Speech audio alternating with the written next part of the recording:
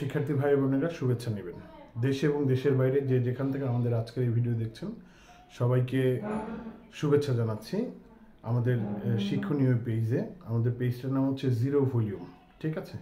তো এখানে আমরা চাকরির বাজার এবং বিভিন্ন প্রতিযোগিতামূলক পরীক্ষার বিষয় সম্পর্কে বিভিন্ন পড়াশোনা আলোচনা করে থাকি। মূলত ইংলিশ যাদের দুর্বলতা রয়েছে তাদেরকে বেশি টার্গেট করে আলোচনাটা করে থাকি, ঠিক আছে? তো আজকে আমরা কমন মিস্টেকস ইন ইংলিশ 15 পর্বে আছি। কমন মিস্টেকস ইন ইংলিশ 15 পর্বে একটা খুবই গুরুত্বপূর্ণ টপিক নিয়ে কথা বলবো। এটা আবাল বৃত্ত বনিতা সবারই কাজে লাগবে। যেমন দেখেন, আমরা জার্নি করার ক্ষেত্রে বেশ কয়েকটা শব্দ পেয়ে থাকি: travel, journey, trip, voice, tour, visit. এই যে 6টা শব্দ, এগুলো প্রত্যেকটার অর্থ হলো ভ্রমণ করা। আবার বলছি, travel, journey, trip, voice, tour, visit, এই 6টা শব্দের প্রত্যেকটার অর্থ হলো ভ্রমণ করা। এখন এক এক ধরনের ভ্রমণে আপনি এক এক ধরনের শব্দ ব্যবহার করতে পারবেন, সব জায়গায় সব শব্দ ব্যবহার করতে পারবেন না। যেমন হচ্ছে, প্রথমে আমরা ট্রাভেলটা নিয়ে কথা বলি। ট্রাভেলটা নাউন এবং ভার্ব দুইভাবেই ব্যবহার করা যেতে পারে। আমরা দুইটা উদাহরণ দেখলেই বুঝতে পারবো। তার আগে একটু ট্রাভেলের কিছু বৈশিষ্ট্য বলে নিই। ট্রাভেলটা আপনি পায়ে হেঁটেও যেতে পারেন, আবার যানবাহন ব্যবহার করেও যেতে পারেন।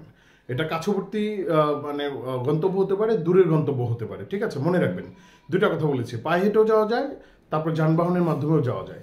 আবার কাছের গন্তব্য হতে পারে, দূরের গন্তব্য হতে পারে, ঠিক আছে? তো আসেন এবার একটা উদাহরণ দিই।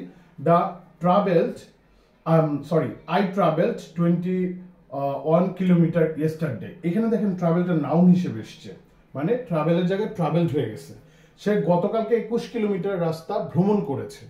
তাহলে হচ্ছে I traveled 21 কিলোমিটার ইয়েস্টারডে। তার মানে এখানে পায়ে হেঁটেও ভ্রমণ করতে পারে, আবার যানবাহনেও যেতে পারে, ঠিক আছে? এখানে ব্যাগ সহ ভ্রমণ করতে পারে, ব্যাগ ছাড়াও ভ্রমণ করতে পারে, ঠিক আছে? কিন্তু কোনো কোনো জায়গায় আছে এইটা কিন্তু ম্যান্ডেটরি থাকবে যে ব্যাগটাই ফিক্স থাকবে, অথবা হচ্ছে জার্নিটাই ফিক্স, মানে অথবা যানবাহনটা ফিক্স থাকবে, এরকম। হ্যাঁ, এরপরের উদাহরণটা দেখেন। The birds are travelling south for the winter. যেমন আমাদের কিছু পাখি জাহাঙ্গীরনগরে ঘুরতে আসে না, অনেক হাজার হাজার মাইল দূর থেকে আসে।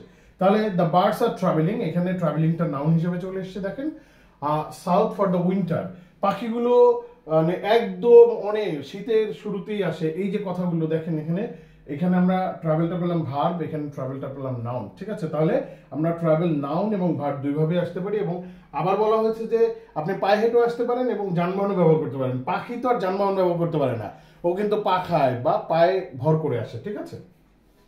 এরপর দেখেন আমরা জার্নিটা নিয়ে কথা বলবো। জার্নিটা হলো ট্রাভেলের সাথে রিলেটেড আছে, কিন্তু দুইটা পার্থক্য আছে। এক হচ্ছে ট্রাভেলে জার্নিতে যানবাহনটা মাস্ট, যানবাহন ছাড়া আপনি জার্নি করতে পারবেন না, এইটা একটা পার্থক্য। আর হচ্ছে জার্নিটা একটু সাধারণত দূরের জার্নিটা, দূরের ভ্রমণটা করা হয়, ঠিক আছে? তো হচ্ছে উদাহরণটা দেখে আসেন। আওয়ার জার্নি টু ইংল্যান্ড, দেখেন মানে অনেকটা দূরের কথা বলা হয়েছে।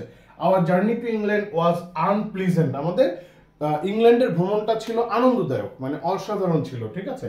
তাহলে দেখেন এরপরেটা হলো ট্রিপ। ট্রিপটা হলো এতক্ষণ আমরা যা দেখলাম ট্রাভেল এবং জার্নির, এটা দুইটা কম্বিনেশন।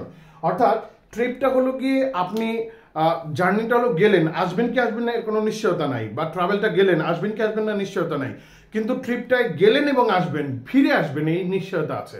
এবং হচ্ছে ট্রিপটাকে আপনি বলতে পারেন 2 ওয়েজ জার্নি অথবা রাউন্ড জার্নি বলতে পারেন, ঠিক আছে? তো হচ্ছে যাবেন এবং ফিরে আসবেন। তাহলে উদাহরণটা দেখলে বুঝতে পারবেন।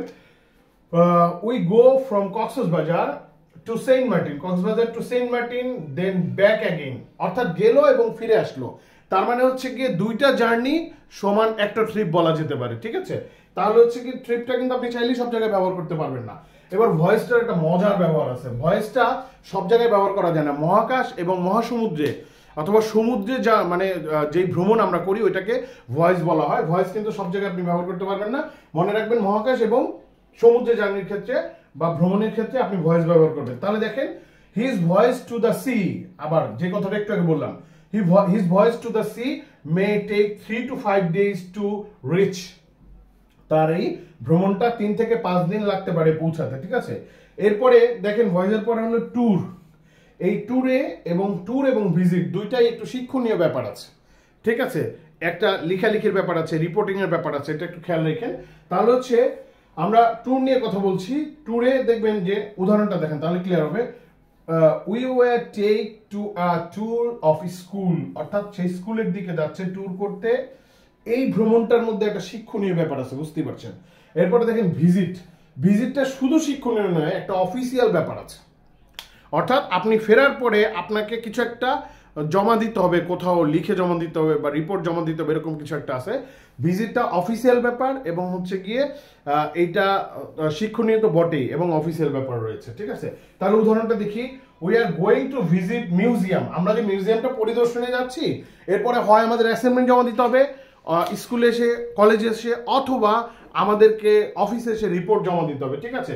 তাহলে আশা করি আজকে আমরা travel, journey, trip, voice, tour, visit নিয়ে কথা বললাম, এগুলো আপনার কাজে লেগেছে। পরবর্তী কোনো ভিডিওতে দেখা হবে, ততক্ষণ পর্যন্ত ভালো থাকেন, সুস্থ থাকেন, আল্লাহ হাফেজ।